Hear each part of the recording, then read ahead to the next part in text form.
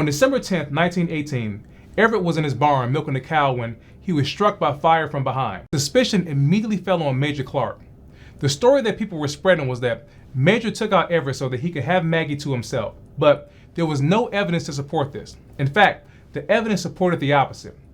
After Everett died, Major did not flee. He remained on the Johnston farm.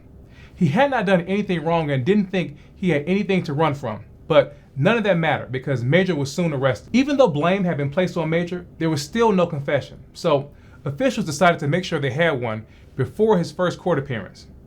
Major was taken to a jail in Meridian, about 40 miles away from Shubuta.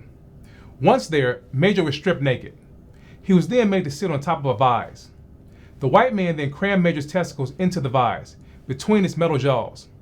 The men then tightened it. Major screamed out in agonizing pain. They wanted him to confess to intentionally firing at Johnston. When he wouldn't confess, they tightened it more. The pain was too much for Major, and he could not take it any longer. He gave them the confession they wanted to hear. He said that he and his brother, along with the house sisters, plotted to take out Everett.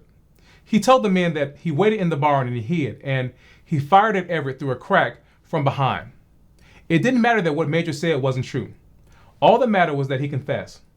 The papers reported on Major's confession, but it did not give the details of the torture that was used to secure his false confession.